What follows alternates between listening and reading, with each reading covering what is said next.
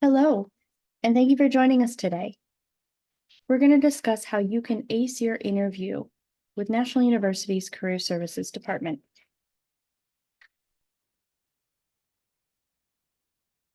So the purpose of an interview, really it is a two-way street.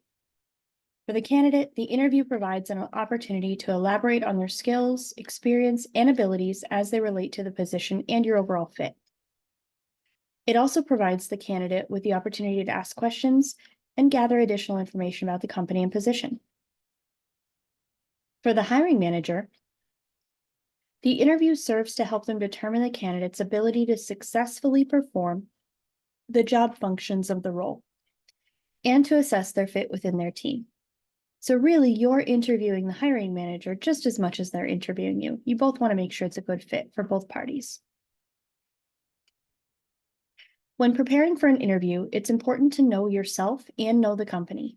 More specifically, these are the 5 things you can do to prepare yourself for the interview. You can research the company, compare skills to the job description, prepare responses, and plan what to wear, and plan what to bring. We'll dig into these a little bit more in just a sec. Researching the company, you want to research all you can about the organization. This will help you stand out from less prepared candidates. Review the organization's website to learn of the organization's background, values, vision, and mission statement. Be sure you understand what they do, their products, services, and client base. Look for an overview of the organization and its industry profile with tools like Handshake, Glassdoor, The Muse, or Buzzfile. Review trade or business publications to gain insight into their industry standing as well as industry trends. Read recent press releases for insight into the organization's projected growth, stability, and initiatives. And go to LinkedIn to find the hiring manager's name. Then develop a question list based on your research. These are the questions you want to ask. You also want to compare your skills to the job description. Really analyze that job description. What knowledge, skills, and abilities are required? Where does the position fit within the organization? And then compare the job description to your qualifications. You can use something like this T approach to help.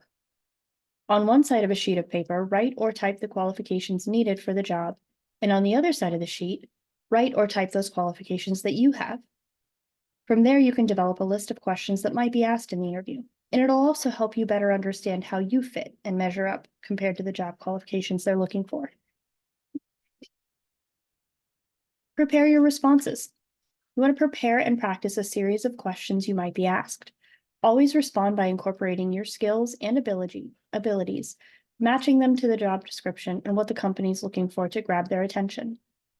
When asked about why you're interested in this job, not only can you answer the question, but you can ask a question as well.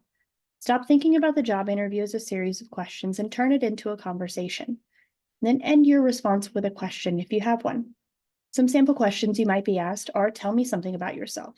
This is your elevator pitch or speech. Why are you interested in this job? Where do you see yourself in 5 years? Why should we hire you? Tell me about a difficult situation at work and how you handled it. Employers like to ask behavioral questions because past behavior is a good indicator of future behavior. These questions always lead with something like, tell me about a time when, or describe a time when. The best way to approach these questions are to be prepared for them in advance. From your research, you discovered skills, abilities, and experiences required for the role you're interviewing for, and potential questions the interviewer will ask. When answering these questions, use the STAR method, which stands for situation. This is where you'll provide a context and background for the story. This answers the questions where and when. The task is where you describe what the expectations were, what needed to be done, and why. Then you'll follow with what action you took. What did you do? How did you do it? And what tools did you use? Lastly, is the result. Explain the results. Did you decrease costs, increase revenues, increase productivity, efficiency, visits to the company's website? If so, by how much? Recruiters love to hear numbers. This is what sets candidates apart from one another and is a great way to wow the interviewers. A helpful hint is to expand on the bullet points in your resume to answer these types of questions. And you can even go a step further and discuss what you learned from the experience and how you will apply it to your next role moving forward. Here are some helpful resources that you can use to identify and practice your interview questions. Handshake allows you to research employers. These employers may have several current or former employees who attended National University. You can network with these folks and get the inside scoop of the company when formulating your question list. Glassdoor allows you to search interview questions that have been asked in the past by various companies and roles from previous candidates. Now, they may not have every company or role, but why not check it out? LinkedIn offers insight into how to respond to general and some industry-specific interview questions. ChatGPT can be used to develop interview questions based on the job description as well. And you want to plan what to wear. Unless you're trying to land a job that's very clearly creative, artistic, like a photographer, commercial artist, musician, actress, etc., it makes sense to wear the traditional garb. By researching the company, you can find out in advance how formal or informal the dress code is. And even if you find out that the company is basically a business casual operation, it would be wise to keep your interview attire on the conservative side, since most recruiters are expecting it. A button-down shirt is fine for anyone to wear in the workplace. It can be dressed up or down and paired with slacks, a blazer, or a tie. Clean and lint, wrinkle-free clothing, neat and nice, clean dress shoes, suit jackets or blazers, and pants or skirts should match. Focus on neutral colors like black, gray, navy, even tan. Then lighter colors can be worn underneath. You want to make sure that they're tailored and in good condition, they fit well. Keep your pockets empty. Your belt should match your shoe color and no stripes or bright prints or colors. Whatever you wear, you want to make sure it's professional and fitted well. The key is finding clothing that achieves the 3 Ps: proper fit, polished, and professional. Clothes should not be too large, small, tight, or baggy. Here are a few tips to help you get that key first impression. With your jacket fit, you want to place your hand in your jacket with the top button buttoned. You should be able to fit your hand, but not be able to move it too much while it's in there. If the material around the top button is creating an X, it's too tight. For your jacket length, the jacket or blazer sleeve should never hide the shirt sleeve entirely. At least a small band of the shirt cuff should be visible. You're going to make sure that your skirts are hemmed into the top of the knee. Comfortable closed-toed shoe is the most professional option, no sneakers. If you're wearing a tie, you want to make sure it's darker than your shirt. Make sure your dress pants are not baggy and they're tailored. And for women's shoes, it should be a nice flat or short heel. At the end of the day, you want to be comfortable. You want to put on an outfit that makes you feel like your best self while still being professional. You want to be well-groomed. Make sure that your hair is well-groomed and brushed. You should have minimal or no fragrance or cologne. You don't want it to be distracting. Fingernails should be trimmed and have a conservative nail color if you're wearing polish. If you're wearing makeup, make sure that it's a little more natural and not super flashy. You don't want to be distracting. And make sure that you wear more minimal jewelry and or piercings. And if you have tattoos, I would research the company and kind of see what their policies are, but err on the side of caution and be a little more conservative if you're unsure. Again, you still want to make sure that you're comfortable and you're able to present your best self. Plan what to bring. If you're going to an on-site interview, you want to bring a Padfolio and pen with extra copies of the materials you submitted, like your resume, cover letter, etc. A reference list, any work samples as it applies to your industry, mints, and perhaps some water.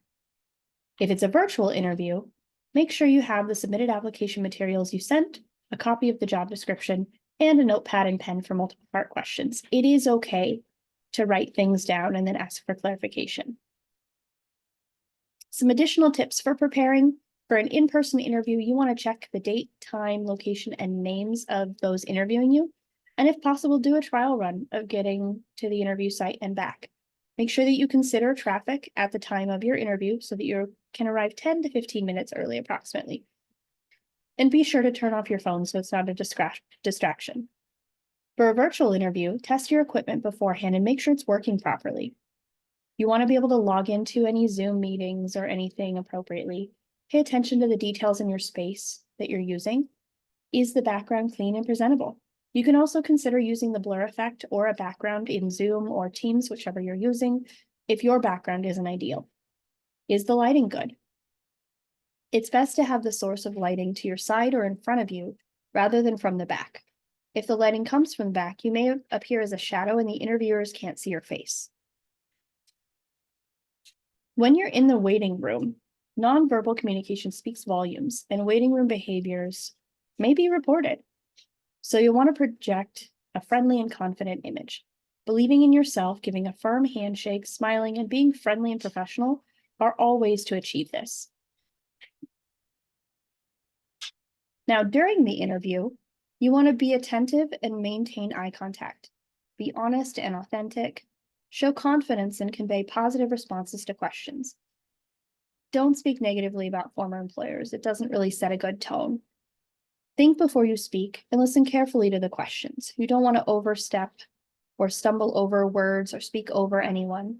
But if you're unsure, you can ask for clarification if it's needed. Maybe the question wasn't quite clear, or you're not sure if you're understanding correctly. It's okay to ask. Address all aspects of the interview's questions while maintaining eye contact with them. This is where maybe you have multiple part questions. You can write them down to make sure that you address everything that they asked. And then avoid filler words like like. It's a little distracting, and you want to make sure that you're not losing the message that you're trying to convey. Use specific examples and quantify numbers wherever possible, and make sure to reference industry-specific language. You don't want to go in with a ton of jargon, but you do want to make sure you sound like you know what you're talking about. So now you've reached the end of the interview. Make sure you have your 3 to 4 questions to ask that you've already prepared. Your questions help you see if it's a good match for you as well. But don't ask what's already known or on their website. Ask questions that show you did your research and you're truly interested in the company and or the job that you're applying for. This is also an opportunity for you to shine. Avoid asking questions about salary and benefits on the first interview. As the interview's closing, restate your interest and why you'd be a good fit. Ask for a business card if the interview is on site, or contact information if it's a virtual interview. Some sample questions you can ask might be, what would you like to see accomplished in the first 30 to 90 days? Does the person in this role work in a team, independently, or both? What does a typical day look like in this role? What does the onboarding look like for this role? And what do you like about working here? And then what are the next steps in the interviewing process? I especially think it's important to ask that final question, because then this helps give you a time frame so you know when you should follow up. After the interview, it's extremely important to send a thank you email within 24 hours to each person who interviewed you. It shows common courtesy for the employer or team taking the time to consider and interview you. A well-written thank you note will talk about what was discussed in the interview and show your expressed interest in the position. Of course, you'll want to thank the interviewers for their time and consideration. Tell them you're interested and what added value you can bring to the job, and show them how you're a good fit. For example, from what you've been telling me about this position and from what I know about your company, I know that I have the right mix of experience, be specific here, and education to bring value to this position. Based on these past experiences, I can ramp up quickly and be on board with the projects within the first few weeks. Follow up within 1 week after the time frame mentioned if you don't hear from them by then, and then begin preparing for your second round interview. If you'd like us to review your resume at no charge, here's how you can schedule an appointment and our contact information. You can also send your resume to resumedropbox@nu.edu to receive written suggestions for your resume. One thing to keep in mind is that it will be important for you to create your Handshake account. If you're having any sort of issues with that or you have any questions, please feel free to email Career Services at careerservices@nu.edu or call us at 858-541-7950 for assistance with resumes and registering. Feel free to ask any additional questions that may come up. We are here to help you and we are happy to help. Thank you so much for joining us today, and we look forward to talking with you soon. Have a great rest of your day.